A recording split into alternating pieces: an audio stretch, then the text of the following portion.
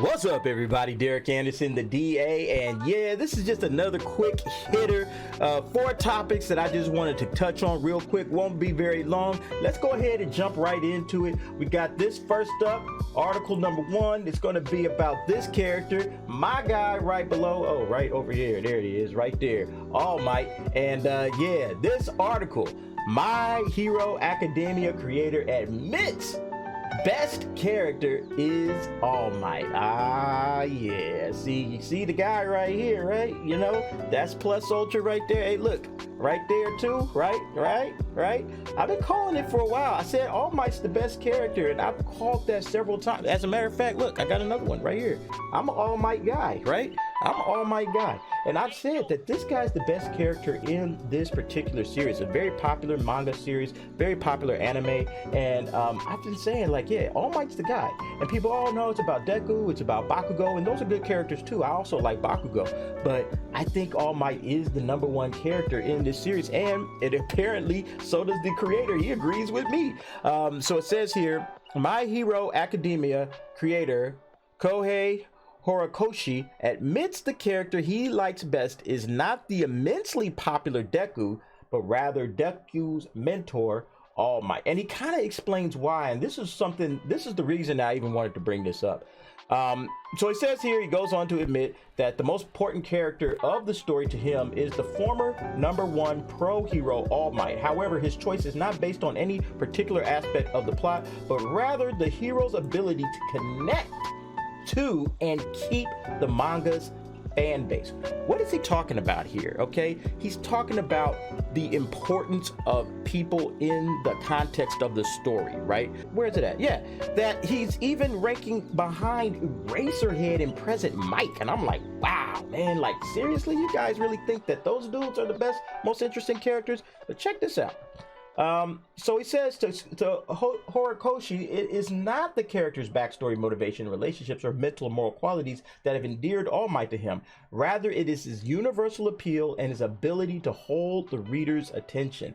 Horikoshi admitted his preference for All Might in a comment he made that was posted in a playbill, and he kind of goes on and talking about how he was coming out right after the original chapters in this particular part of the story. He was about to introduce a story arc that had new villains, and the popularity plummeted. So what did he do, right? He goes on to say, he decided to focus on the next great battle, which was the final battle between All Might and All for One, right? That was you know, the United States of Smash. This was a great, amazing moment in the series. Horikoshi believed by focusing the story on All Might, everything would be all right. The fans would return and the manga would survive.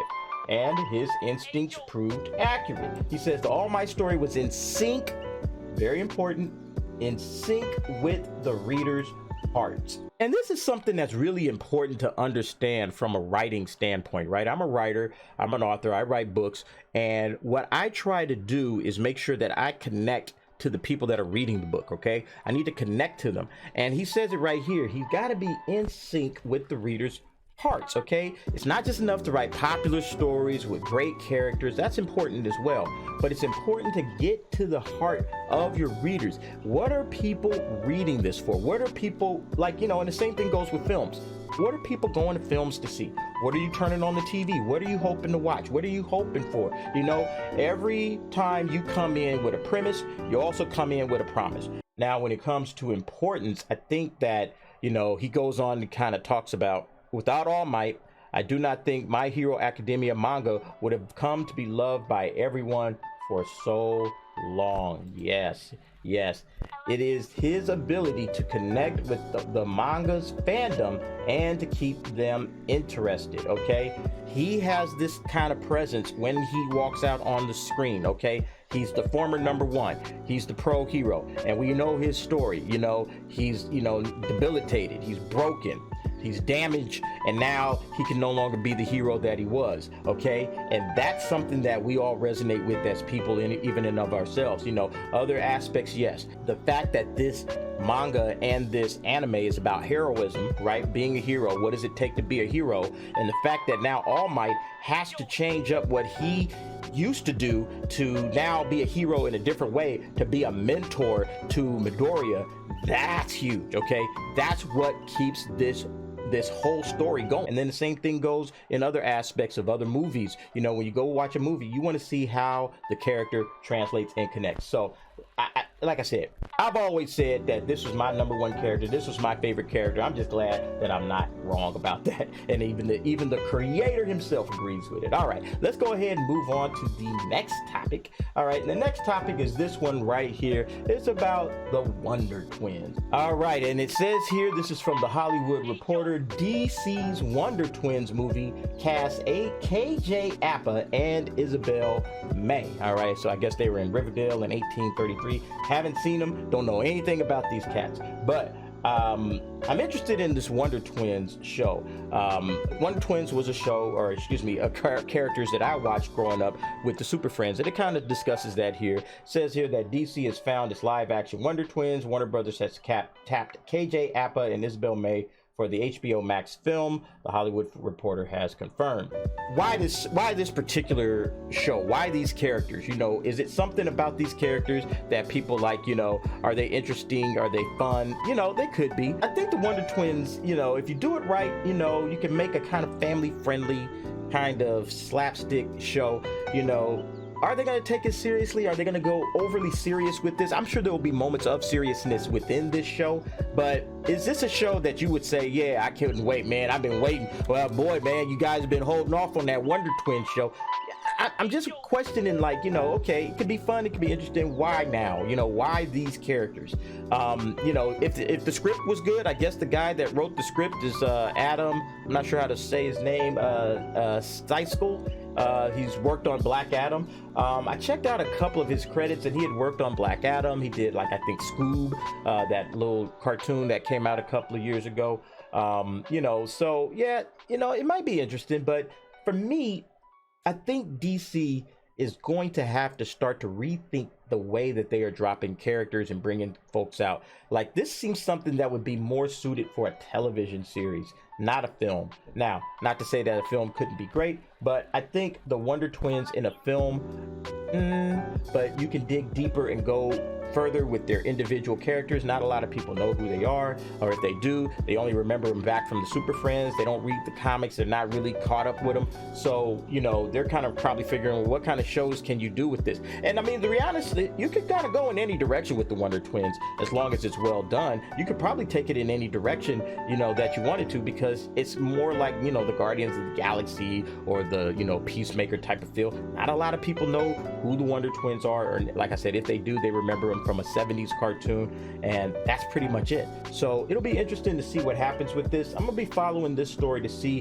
what comes out, what develops in terms of plotting, in terms of the time frame. Does it take place within the DCEU? You know, are we going to get cameos from other, you know, performers? You know, that's what I'm gonna be checking out for the Wonder Twins. All right, let's keep going. Next up, we got another article that I'm just going to touch on briefly, and that is about Star Wars Celebration. All right, so Star Wars Celebration, if you folks don't know, it is an annual or semi-annual, or maybe every 2 or 3 years convention of Star Wars fans, right? Okay, and I actually went to my first Star Wars Celebration back in 2019. It was this one here that it shows on the screen, Star Wars Celebration in Chicago. Had a great time, right? You know, I enjoyed myself. It was nice to be amongst like fellow Star Wars nerds that just love the franchise, and they embrace it for all of its flaws. Right now, I'm one of these guys. I am a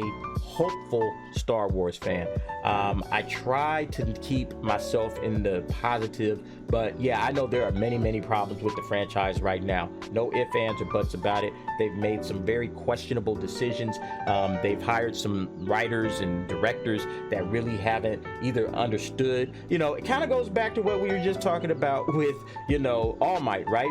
Do you understand the heart of your fan base? Do you understand? I'm not talking about just all the weird, there's all kinds of fringy people on the outside, you know? It's kind of like a circle. And you're going to have all the little little fringy people on the outside, but right there in the center, the heart of the fan base. Do you understand what these folks are looking for? Sometimes I don't think Star Wars gets it. Sometimes they do, sometimes they don't. So it's going to be interesting to see what they got here, but there's going to be a lot of announcements coming up. I'm going to be going to this one as well. Star Wars Celebration Anaheim. Punched my ticket. You know, I'm just waiting on my badge to show up, but once it shows up, I'm getting excited. Looking forward to seeing what's happening. This article talks about major movie news that's coming on May 26th. So what movie news, you may ask? Well, think about this.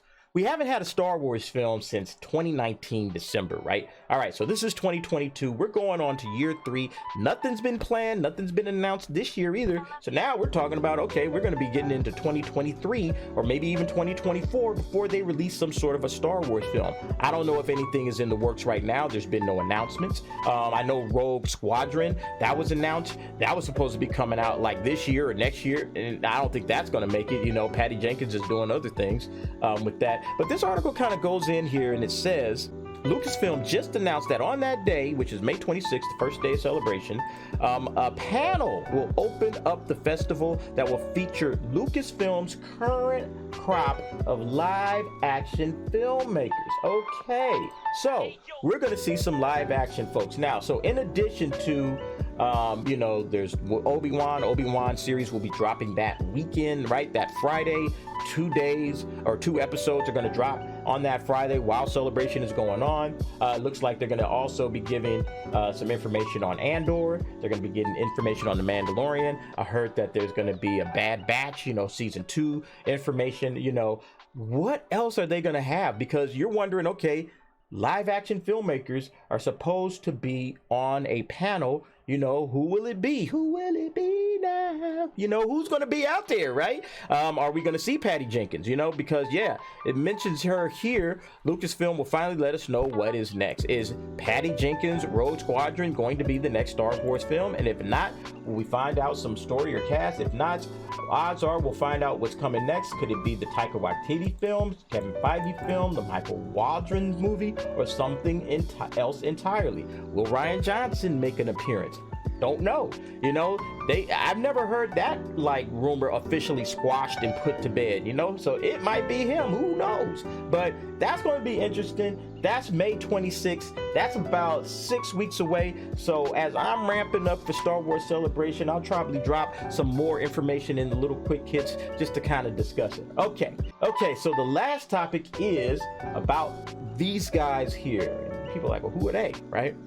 These are the Marauders, right? It's from Harry Potter, okay? These guys right here, you got James, you got Sirius, you got Peter Pettigrew, and you got Remus Lupin, okay? The Marauders. And, you know, why am I talking about them? Well, I just saw Fantastic Beasts, The Secret of Dumbledore. And one of the things that I've been saying for a long time is that they really need to go back to the roots of the franchise if they want people to continue to invest in it. All right. And what's the roots of the franchise? It's a coming of age story. All right. Harry Potter, the 7 books, that was all about coming of age, right? Kid starts off at 11. They move all the way to their 17 and 18. You're going through their loves, their learnings, you know, dealing with loss, dealing with death. All of that was part of the Harry Potter franchise. It's a coming of age story. It's about friends. It's about friendship. That is really the heart. Again, going right back to what I said with the very beginning. Do you understand the heart of your fan base? Fans enjoy that. That's the part about it. It took place in a school. People like dressing up like Hufflepuff, Gryffindor, Ravenclaw, and Slytherin. They like putting the costumes on. Why? They like being in that world, and that was the world that they enjoyed. Yes, you can grow Harry Potter up. You can take it to different levels. You can actually have them as adults. That's fine. You know, you can have different adults. Like the adult series that they got now is okay. The only problem is, you know, we didn't really get to know these characters as people, right? Okay. And the adults probably want to move into something that's more familiar with the stuff that we saw from the books. The reason why you do this is because these characters are, number one, very, very popular. It still takes place in school, but there's still little things that you can show, like, you know, Remus's brother Regulus. You can show the information and all the situations that happened with him. You can go into the more of Snape and Lily and James and that kind of little menage a trois. You can get deeper into that and show all of that and how that changed and ended up sending Snape, you know, closer and closer to the dark side, while also, you know, building up, you know, the original Order of the Phoenix with a lot of these different characters. You know, there's so much that you could still plumb from this, and you're still in the world that we as fans want, which is still that coming of age story, showing, you know, James growing all the way up to be who he became. Same with Lily, Sirius, Remus, Peter Pettigrew. Seeing Peter Pettigrew's fall would be interesting. How he got manipulated and coerced into going away from his friend. That would be interesting. There's a lot you can do with the Marauders. And even if you decided not to go in that direction necessarily, you know, you launch it forward, you know, a new group of Marauders. Maybe some, you know, who are the kids that came right after Harry Potter and his group left Hogwarts? Who are those guys? You know, let's go not, you know, 17, 18 years into the future. Let's just go like 3 or 4 years and show the aftermath, rebuilding, and maybe there was another, you know, crisis that they had to deal with. That's the kind of stuff that I think fans would want to see. That's just me personally, again, my personal opinion. But tell me what you guys think. Go ahead, drop down in the comments. Let me know your comments or opinions on any of these topics, and I really appreciate it. I want to thank you guys for watching these little quick hitters. I'll see you next time.